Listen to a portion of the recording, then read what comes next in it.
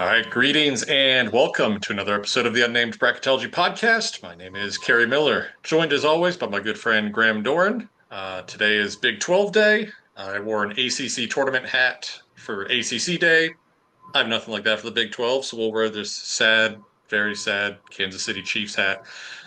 Graham, we've been going a bit longer than we were hoping the last couple of days, but we both have kids to pick up in like 15 minutes.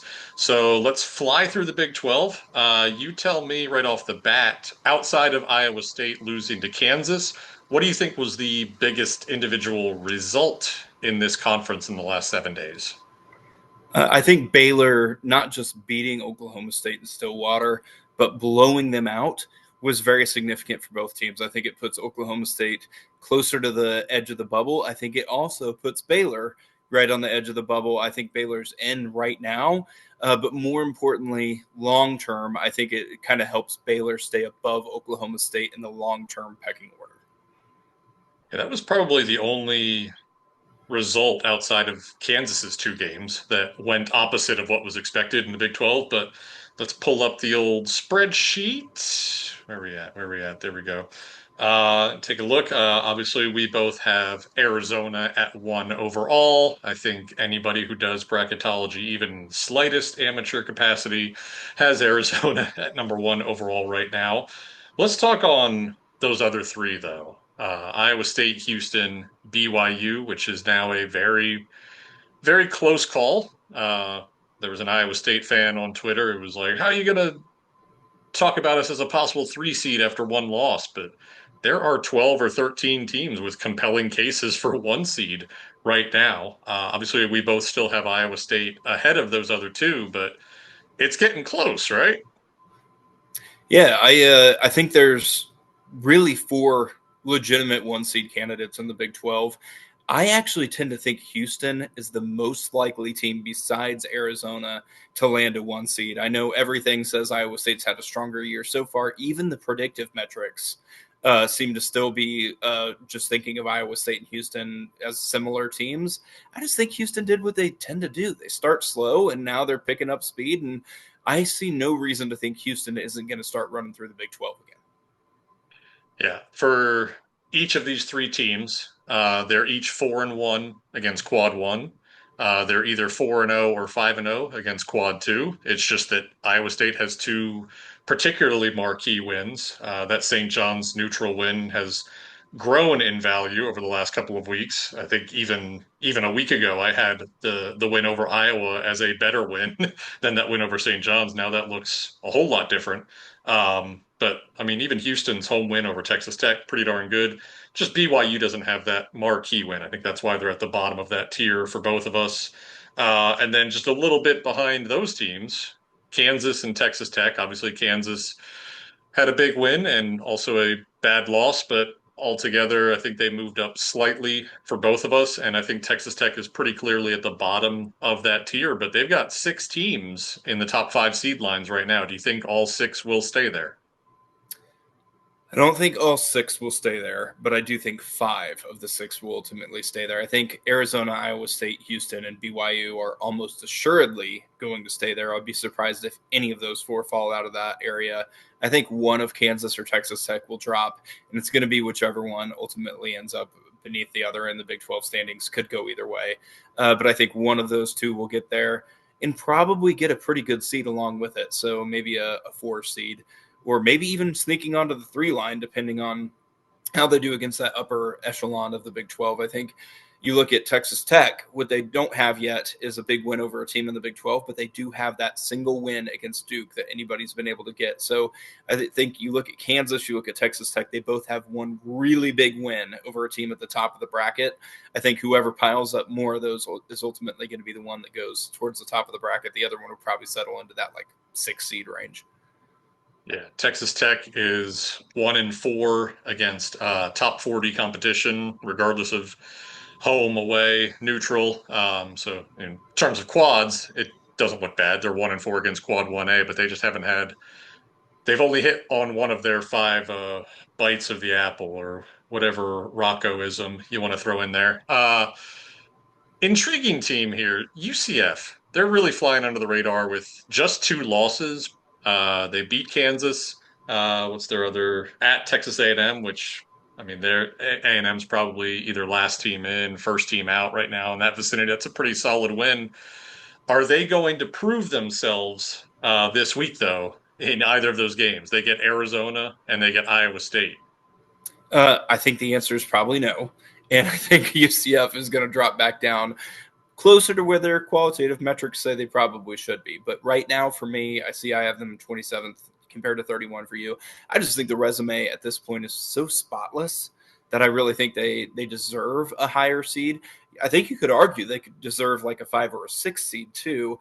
I just think I can't quite get them that high because they don't have enough quality wins for me to think that overcomes what I see, which is a good team, not a great team. Yeah, those resume metrics are crazy. So there are seven Big 12 teams in the top 20 overall in the resume metrics. But they are definitely that tweener between the top six and then this whole bubble of Oklahoma State, Baylor. You still have TCU close. I don't really have them anywhere all that close, although that win over Florida is growing, just like Iowa State's win over St. John's. Uh, Talk a little more about Baylor because when we talked on Sunday, you were like, "Oh yeah, I don't even think they're close," but one win over Oklahoma State got them back in. I know you said it was a convincing win, and it did. I mean, they went from like 66 average in the resume metrics to now they're top 50 across the board. They are a classic right there on the bubble team. But why did you move them into the field? Because I still have them just a little bit out. A couple different things worked in their favor. Easily the biggest part was the victory there. But I also looked at Wisconsin picking up that win over Michigan. Looks a lot better now. And then Wisconsin followed that up with a road win over Minnesota. So now I view Wisconsin not as a team sneaking into the bracket, but a team solidly into the field. So, excuse me, sorry, I said the wrong team. Meant to say San Diego State is improving their stock as a bubble team. That's why I I was had. like, I was looking at the schedule. I was like, I when did they play Yeah, I looked down Wisconsin? at TCU. I was thinking about TCU playing Wisconsin earlier. You were like TCU's not that close, and I was like, no, they got Florida and Wisconsin. That's what was in my head at the time. I got you. I Said the got you. wrong thing. San Diego State is looking better as we approach this point of Yeah. the year. I think San Diego State is more of a legitimate bubble team. Creighton held on to be to get their victory this week so that they stay a legitimate bubble team. So it's not just a win over one bubble team, it's a win over three bubble teams. But the main thing was I looked at Oklahoma State and Baylor side to side, and I was like, I don't really think Oklahoma State has that great of wins. And I don't think Baylor has that great of wins either. But I think Baylor clearly proved they're way better than Oklahoma State. And if neither team has great wins, maybe I put Baylor solidly ahead just because they've proven it on the court. Yeah. I mean, that's valid. I ended up with Oklahoma State at what 43. I mean, I thought about dropping them out altogether because they really haven't done anything impressive. I have them side by side with Iowa right now, both of whom have four total losses, both of them winless against Quad One. I feel like they're kind of kindred spirits at this point. I'll probably look at Baylor a little bit harder and maybe reconsider. Although we've got that weird Friday game tomorrow, Baylor, Kansas. So before the my next full scrub, I'll have a pretty marquee data point in there to consider.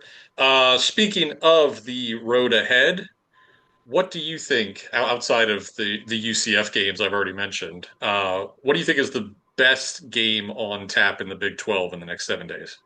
I think you have to look at a team that has looked very good consistently, but has been missing that marquee win a little bit.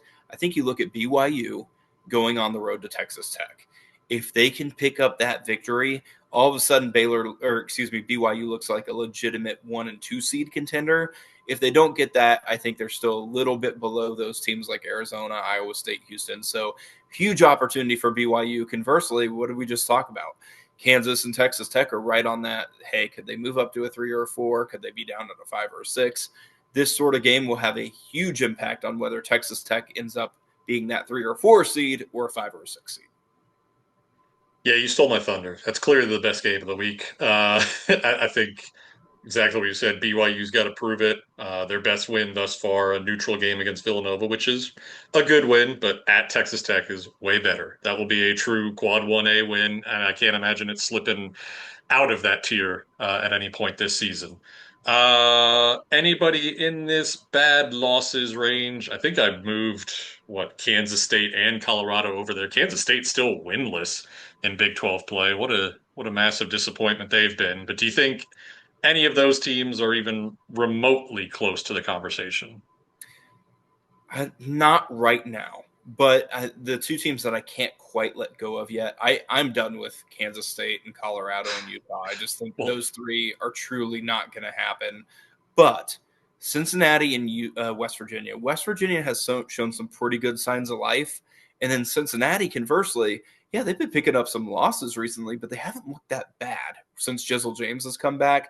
They did pick up that victory over Colorado. I want to see a little bit more from Cincinnati before I fully dismiss them. I think there's the signs that potentially a good team is in there. Whether they can fully come out and be a contender is what's still unknown to me. yeah, so of that tier, Kansas State has a quad one win. I forget who theirs came against, but West Virginia has a quad one win over Kansas. The other three do not, and neither does Oklahoma State. Everybody else in the conference has at least two quad one wins. All right, that'll wrap us up. We'll be back with the SEC tomorrow. No Big 12 games tonight, which is why we chose to do Big 12 on Thursdays. But until next time, take care and enjoy the hoops.